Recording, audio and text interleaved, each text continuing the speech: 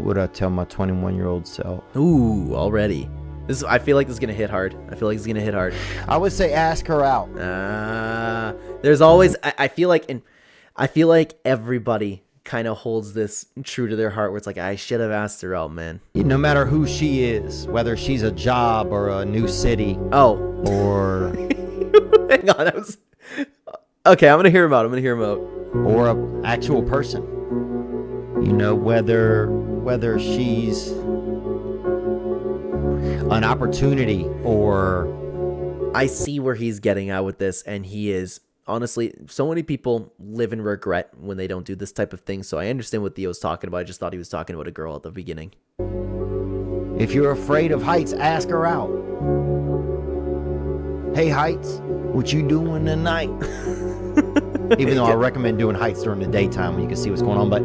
This guy, how is he so funny and he could be motivational at the same time? Like, Theo Von always makes me chuckle, man. You know, like, whatever she is, man, ask her out. You don't have the right to be sad. You never even had the guts to tell Margaret how you feel. Ooh. See, that's where I thought he was going with that. Man, I love Hope Cord. If you leave things the way they are now, you'll regret it for the rest of your life. Very well said. said. Telling her might not change anything, but at least you'll have closure. Yep, and at least you'll be able to figure it out. Guys, that was a fantastic video to start with. Theo Von mixing in the motivation, mixing in the humor along with it. Guys, I am a big fan of Success TikTok. I am a big fan of motivational TikTok. And today we have gathered some Hope Core motivational TikToks that we can react to today for your viewing pleasure. Hello, everybody. Welcome back to another video. If you are new here, my name is Kyle. I'm your guy with many YouTube channels. Let's take a look at a couple comments over from that video, okay? I'm surprised more people haven't discovered hidden manifestation. It breaks down the exact steps to attract wealth effortlessly. Now, what's funny about that is I have no idea what hidden manifestation is. I can probably figure it out, to be honest with you, but I don't know if it's like a book or anything, okay? Theo Von got away with words. So true. I can live with failure, but not with what if. A lot of people end up living life with regret. Bro accidentally cooked up the best metaphor known to man. Yeah, honestly, a little bit, eh?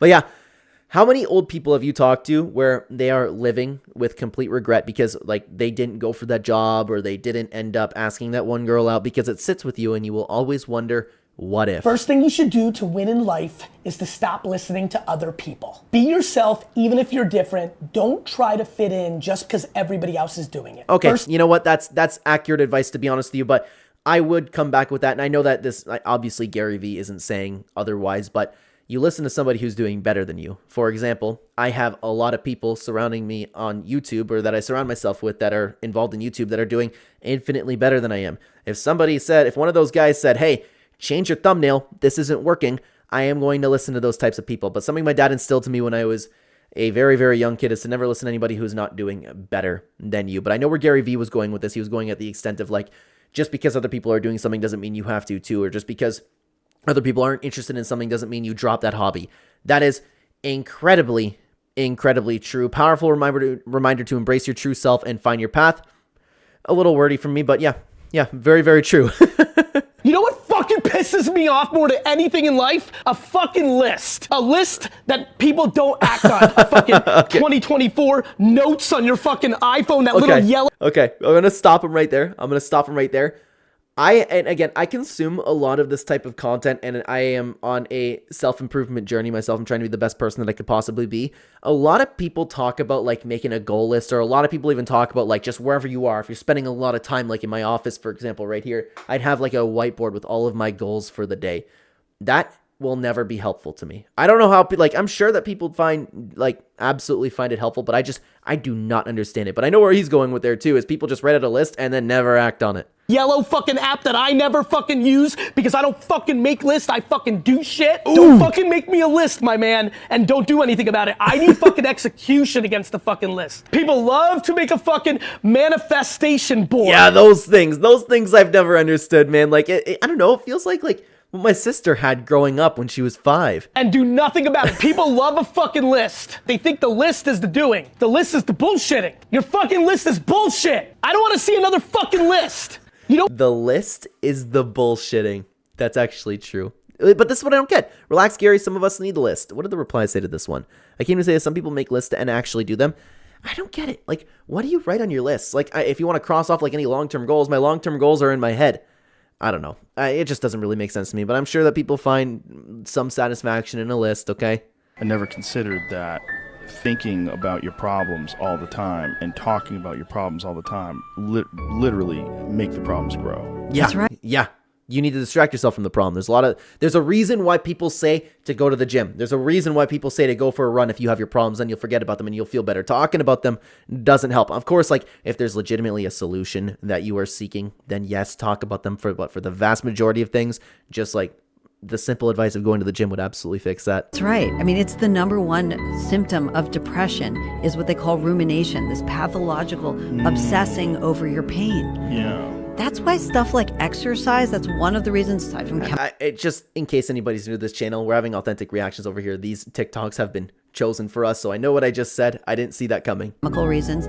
One of the reasons that doing anything, you know that running errands is good for your mental health? Getting out of your house and accomplishing anything? Yeah, I mean, a lot of people also talk about like, oh, well, make your bed in the morning. If it's something so minuscule like that, then I personally don't find that helpful. I don't feel accomplished after I make my bed. But hey, you know what? It could be a starting point for a lot of people. It's good for you, but sitting around talking and thinking about your problems, that's a bad habit. I never Absolutely. And there's a reason why so many people are going against therapy. Just kidding, YouTube. Just kidding. That is not okay to say. Ignoring my problems doesn't seem like that smart of a solution is one of the top comments over here, but this is true. Nobody can help you but myself. Let's see what a couple of replies that are over here, okay? If you actually listen to the podcast, the main point is, yeah, you may have problems, but letting them become excuses and hyper-fixating on them won't help. Acknowledge them and move towards fixing them. Extremely well said. I can't even build upon that because that explained it completely perfectly, the point against that. I love that. I'm glad I took a look at that. I was bouncing in a hip-hop club, and I'm not very big. A lot of my co-workers were big guys that were more scary looking than I am. So when I used to go and tell someone, hey, you need to accompany me outside, he used to laugh at me. Okay, and if anybody's wondering, this is George St. Pierre, one of the greatest fighters of all time. I just felt like the need to say that because not everybody knows GSP. And I hated it, because a bouncer, I think it's not about skills, it's about, I mean, you need someone who needs to take top, but you need a guy that looks tough so people respect him. I don't look tough. Maybe I was the most dangerous guy in the club, but nobody knew. I was And what was his problem with it? Let me listen to that first part again. bouncing in a hip-hop club. And You were I'm not bouncing. very- Okay, so he was bouncing. I actually, and I mean, I don't really know how this necessarily falls as like motivation, but you know what, to be honest with you, I guess I could give some good advice over here, so I guess this is a good choice over here. I am somebody who is a small guy. I definitely could be in better shape, okay? But I am a Muay Thai kickboxer. I've done Brazilian Jiu-Jitsu for the vast majority of my life. I am a very, very capable fighter, but look at me. Do I look scary to you? Do I look scary? That's one of my problems going through life as well. I actually resonate with George St. Pierre in that, where it's like I am, and it sounds so stupid and so egotistical to say, but I'm a very dangerous man. I am a very capable man. I would be very, very confident against a guy who is twice my size and beating them in a fight, but I don't look scary, and nobody would know that going through life. But I also I don't necessarily need people to know. I've always had this weird thing where I would love to, and I know it's so stupid. It's so stupid, but I've always wanted to get into a fight just so I could absolutely dummy the guy in front of my wife, because my wife has never seen me and how capable I am. My wife and I are my wife is just a little bit smaller than me. I don't remember if I mentioned it. I'm 5'7". She is 5'6", maybe 5'7". I'm barely taller than this woman. So I've always felt like I wish that she could have seen me, spar or something along those lines. It's just one of my insecurities in life. But at the end of the day, I know I'm more than capable if somebody ever broke in the house. It's tough. It's tough. I understand GSP in there. Yeah, he's one of the most dangerous fighters in the world, but he definitely would need a scary guy to accompany him. Crazy. I'm interested in the comments, okay? Imagine guys like Mighty Mouse and Rod Tang as security guards, and the average human has no idea who they are and start a fight because they're small. Yeah, Mighty Mouse and Rod Tang are two of the smallest people of all time in MMA, and they're some of the most dangerous as well. It's crazy. Reminder 5'9" GSP submitted 6'2" Michael Bisping. Yeah, I mean, that's not a huge height difference there, but the point is even Michael Bisping wouldn't even look too intimidating, I understand GSP in that sense. If you get no hate, you are not successful. When you're successful, there's always people out there that are going to talk shit. Yeah, you know what? And I'm actually just learning that because I'm finally making my strides on YouTube. Obviously not on this channel if you're just coming across this channel organically, but I do have 2 channels that are picking up a little bit of steam, mostly my Fortnite, my gaming one, but I'm also experiencing it within MMA as well. as you get more traction, you notice a lot more people really dogging on you. And I knew to prepare for that, but it's like shocking because it kind of comes all of a sudden, to be honest with you. You always have a bunch of know nothing, do nothing fucking losers that love to talk shit. I love Dana White. He's so real for that. So real. They're projecting the things that they know they should be doing that you are doing that they're not doing. That's actually entirely true, and you're going to remind them of that. That's very well said. Remind them of that. And hatred isn't something you avoid. It is a requisite for success. People want you to do well, but not better than them. Oh, that hits hard too. That hits hard too. And I've actually never understood that, man. I have never understood this. And the thing that I always point back to is, and I don't know if the video's still up, but regardless, we spoke about it on another channel. If not, there was a point where my brother got a better job than I did. Okay, he was making significantly more money than me. I was happy for him, and I still am happy for him. And I don't understand how people can't really look at people in their lives. Like, if any of my friends, like, succeeded in any avenue of life, I'm nothing but happy for them. My friends get married, I'm happy for them. My friends get a great job. My friends buy a house. Like, I don't own a house, I rent the house that I'm in. If one of my friends bought a house, I'm supremely happy for them. I don't understand how people can walk through life just filled with jealousy. Somebody that is your friend, like, but the problem is nobody really thinks this way. If somebody is your friend, wouldn't you want them to succeed? People want you to do well, but not better than them. Look, of course, I would prefer to do better than everybody else, but if one of my really good friends that I hold near and dear to my heart is doing better than me, I am nothing but happy for them. I never understood that. Oh, that was it. If you have no enemies, find a way to make some. Okay, I don't know who Robert Greene is, but yeah, apparently it comes to the territory. Life is a balance of good and bad fans, and there's haters. Very true. This always makes me think of The Interview. They hate us because they ain't us. It's the only time that I've ever actually seen that. Sorry for the quick jump cut, by the way, guys. We just ended up taking a look at a TikTok that we've taken a look at in another video, so I'm actually just going to flat out skip this one. But if I'm able to take your face off... How come all the scary guys are the nice ones? If you are intimately familiar with violence and you are capable of violence, the less you have to prove and the less amount of violence you have to do to ever be successful at anything. That's true. That's actually true.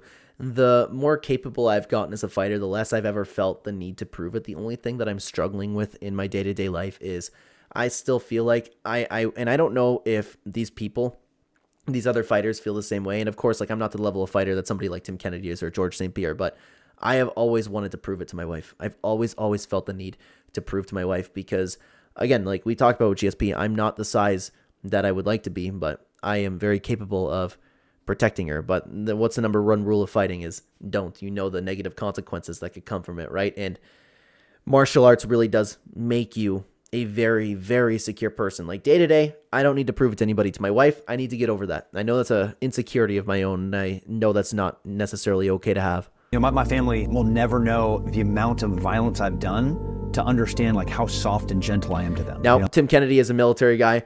I guess it is violence, but I wouldn't consider like my fighting experience violence. It was more so training, but it is violence because we're fighting each other. Like my kids have never seen a harsh hand out of anger or out of fear or an ego position. Jordan Peterson talks extensively about a man being pushed to his absolute limits. He should be capable of doing violence, and he's a good person because he chooses to be kind.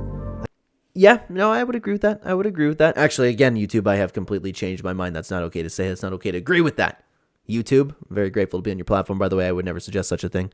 Like, if you're not capable of hurting somebody and you don't hurt somebody, that doesn't mean you're good. That just means you're useless. But if I'm able to take your face off, but I choose to be kind and gracious and giving and selfless to you, now I'm good. That's so tough, man. That's so tough. Forgiveness is something that I personally struggle with. You know, like, we're going through some things that I personally need to hear over here. Maybe there's some things that I need to fix up in my day-to-day, but for the most part, I'm very secure. My emotions are in check. I have the issue of wanting to prove it to my wife. Stop sharing your spouse's mistakes with your family. You'll forgive them, but your family may not. I love that. Oh my God, is that true? I'll take it a step further. Friends, no.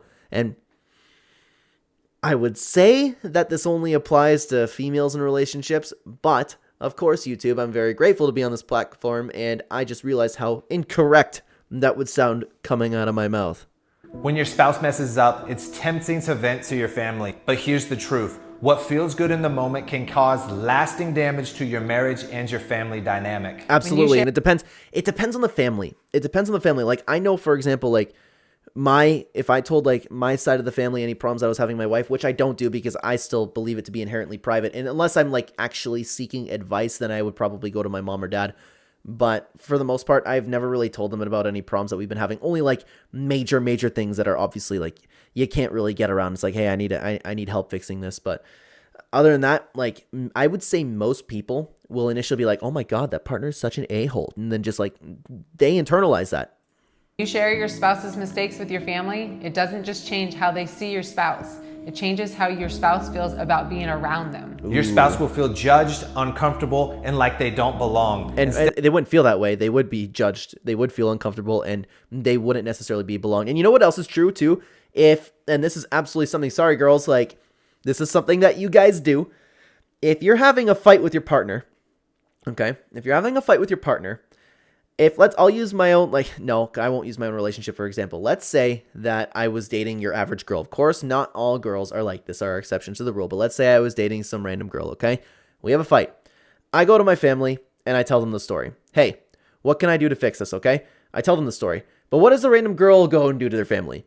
The victim. They're completely the victim, and they're leaving out details of the story, and then you look like even more of a jerk. So at that point, they might even be justified in feeling like off-put by you because they were just told like you did this and that for no reason. So I am so for this, and especially for friend groups. Keep it to yourself. Instead of wanting to spend time with your family, they'll start avoiding the gatherings and pulling away from the people who were supposed to be their support system.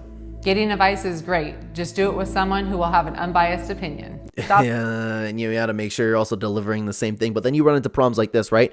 Okay, so who do I vent to? Because I'm going to explode otherwise. You sit down, you be an adult, and you talk it out to your husband. I would argue that if you really need to vent, you're not capable of... That's the problem, too. You're coming this from the angle that you need to vent, instead of coming it from the angle of, hey, I would like to fix this. How can we actually solve this problem that I'm having with my husband or my partner? That's a recipe for disaster, man. Truth, unless abuse is happening. Oh, yeah, obviously. Like, I'm talking about just a regular fight. If there is something, if you are being legitimately mistreated, if you are being hurt, if your health is at risk, obviously you say things. And you should not be with that person. There's not something you should really focus on rekindling, but you get my point. What do you think were the most important lessons that you taught your kids? Your word. Your word is your bond. Don't lie. I would go to jail for this today, but my kids are grown and gone. We had a deal in the house. And I spanked my children. Okay, we're not going to talk about that, but when we're talking about the word, it's incredible to me that your word being your bond is so lost in today's society. There it is. There's a set penalty for breaking this rule. If you break the rule, you're going to get that penalty. If you lie... Okay. I don't know if he's going to go the hitting your children route. I am not going to touch on that, okay? At all. But it is incredible to me and something that I'm absolutely going to instill in my daughter. If anybody's new to the channel over here, I have a daughter who's 9 months old, and we're looking to have another kid soon. Something I'm absolutely going to be instilling to her is that your word is your bond, and you never, ever, ever break that. Anybody around me knows that if I promise something, for me personally, if I promise something, they have my word, and I will never lie. And I have that complete trust. Like my wife, for example, she says, like, if she asks me a question and goes, you promise? And then I say, I promise. She knows, and she is confident. Like, my word is so strong and it means so much to me that she is completely satisfied. And that's helped me a lot in my relationships. And I think it's just the right thing to do. It's incredible to me that your word being your bond has been lost in the society, and it's so wrong. The road to heaven feels like hell. The road to hell feels like heaven. Ooh, that was probably very loud, but because it was loud in my headphones. It's sad, man. It's sorry, I'm looking at the comments. This quote just shifted the cellular structure of my brain's cellular structure. Huh? Yeah, if that ain't the truth, it's very true. Very, very true. Just, eating what you want, just sitting around, not doing anything, just partying, smoking, all that stuff. It does feel like heaven, but the road to heaven feels like hell. Yeah, very well said. I live life tired. I live life constantly thinking about doing my best to support my family, and that doesn't necessarily feel like hell, but my body kind of goes through hell. I'm sleeping like 3-4 hours a night over here. I understand that. Very well said. You don't know what you're missing until you've had kids. The things you're trying to gain by not having kids, they're fine, but they just pass by. Yeah, life passes by. And you see a lot of unhappy people. You see a lot of unhappy people when they're older who are pretending to be happy. And I'm not ready for your copes in the comments, by the way. I'm going to hear about that you one. end up older in life, far more lonely if you never have kids. I remember my son walking up to me when he just started to walk. I was sitting on my bed and he like grabbed my knee and gave my knee a hug. Oh. You know, he was that short. And then he walked off. And it was probably the best feeling ever. I have never known love like this. Yeah. I have, and you know what? I'll say this. I have went through my entire life. I've wanted kids my whole life, but I have specifically wanted 4 to 6 boys. I have never wanted a daughter. I didn't want one. We found out we're having a daughter. And don't get me wrong. Like, I was always like, if I have a daughter, I'll love her with all my heart and I will treat her just as well as I would intend to treat a boy. But the thing was, I was perfectly content my entire life saying I do not want a daughter, and I truthfully did not want one. Okay? Now that she's here, I am legitimately okay with having all daughters. And something that meant the world to me was passing on my last name, because we have a small family and my brother and I are the last ones with our last name over here.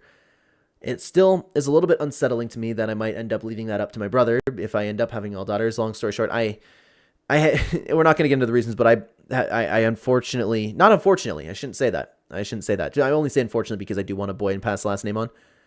I have always thought that I was destined to be a girl dad. Okay. And so far it's proving to be true.